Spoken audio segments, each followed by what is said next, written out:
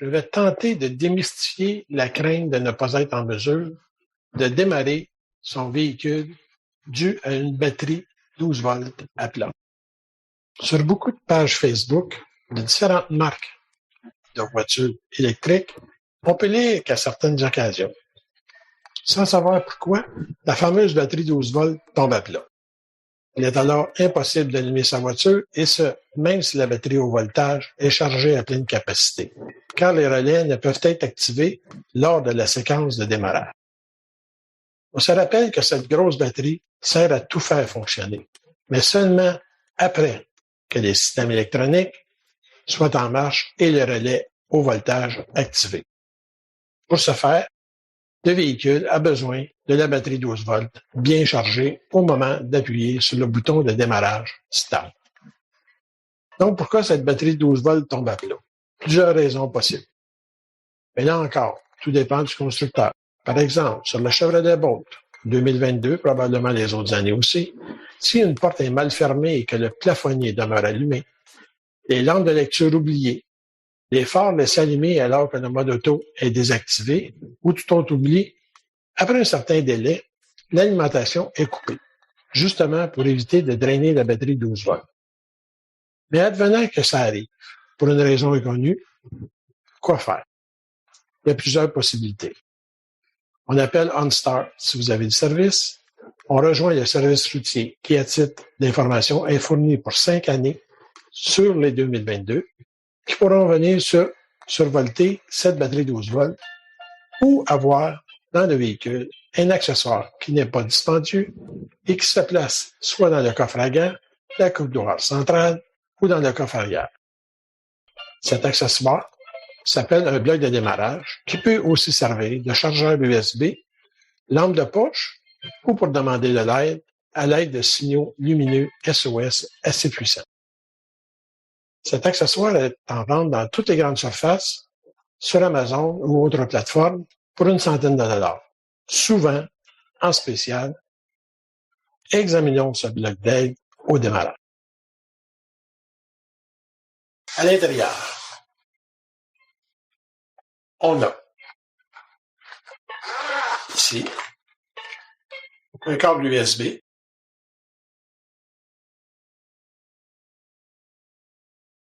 un adaptateur à brancher dans la prise 12 volts du véhicule pour recharger le bloc pile si on le désire.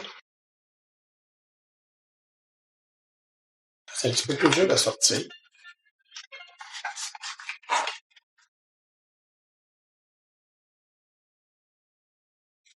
La partie câble d'appoint.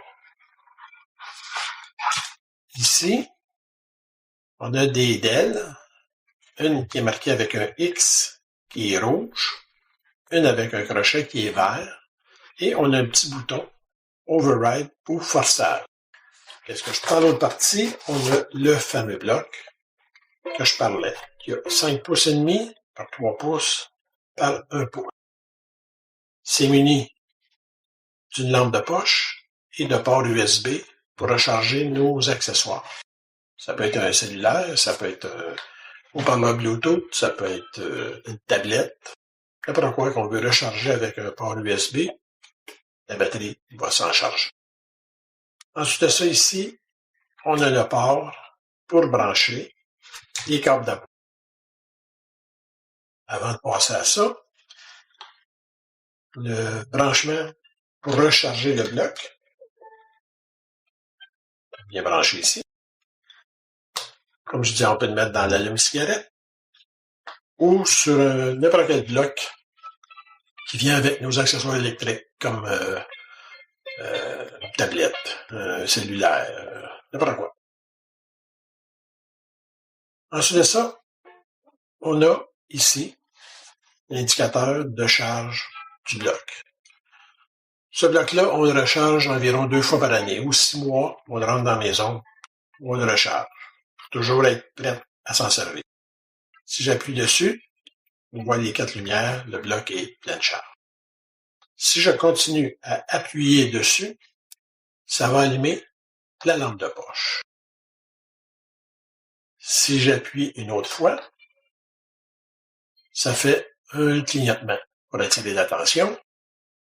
Une autre fois, ça va envoyer le code universel SOS. 3 petits, 3 grands, 3 petits. C'est le code universel SOS. Pour l'éteindre, on appuie. C'est fait. Maintenant, pour se servir pour dépanner, on branche nos câbles d'appoint dans la batterie. On branche le négatif, le positif. C'est à ce moment-là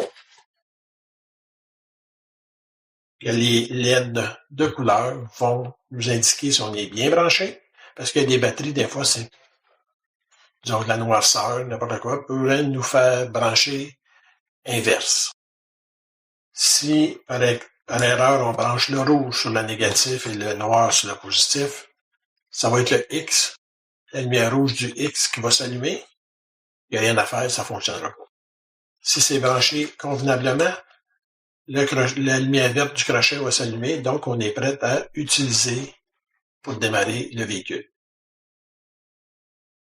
On essaie de démarrer le véhicule par coup de période de 30 secondes. On tourne la clé, on dépasse pas 30 secondes. Et normalement, au bout de 10 secondes, un véhicule qui est en bon état va démarrer. S'il est complètement gelé, là, il n'y a rien à faire. C'est pas avec ça qu'on va le partir, ça va vous prendre vraiment un service routier. Pour un véhicule à combustion, je parle. Un véhicule électrique, il n'y a aucun problème. À moins que la batterie soit complètement à plat, la lumière verte du crochet va clignoter. Et dans les instructions, il est inscrit qu'on appuie alors sur le bouton Override pour forçage, qui va envoyer la pleine capacité de la batterie. En espérant que vous avez apprécié cette vidéo portant sur une autre facette de rouler électrique, n'oubliez pas de vous abonner à ma chaîne et surtout de cliquer sur la petite cloche pour être averti des nouvelles parutions vidéo sur d'autres sujets intéressants. Sur ce, je vous salue et à bientôt.